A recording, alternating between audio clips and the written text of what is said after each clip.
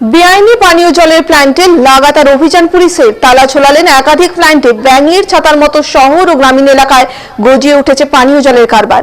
এবার অবৈধ জলের প্ল্যান্ট বন্ধে লাগাতার অভিযানে নেমেছেন ময়নাগুড়ি পুলিশ প্রশাসন। গত বৃহস্পতিবার থেকে লাগাতার অভিযান চালাচ্ছেন পুলিশ। শহর এবং গ্রামাঞ্চলে এই অভিযান করছেন পুলিশ। শনিবার ময়নাগুড়ি ব্লকের খাগড়াবাড়ি এবং শহরাঞ্চলের বেশ কিছু এলাকায় অভিযান চালান থানার আইসি সুবল ঘোষ।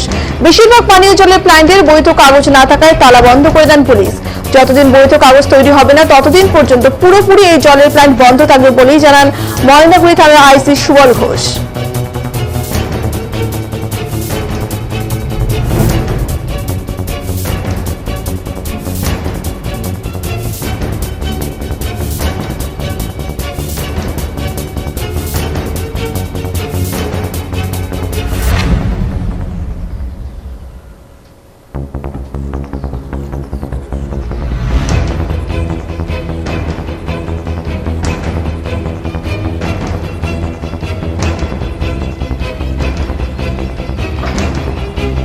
এই মুহূর্তে ডিজিটাল বাংলার পর্দায় কিন্তু আপনারা সেই ছবি দেখতে পাচ্ছেন, যেখানে কিন্তু দেখা যাচ্ছে যে পুলিশ প্রশাসন কিন্তু কাগজপত্র খতিয়ে দেখছে সেই জলের প্ল্যান্টগুলোর।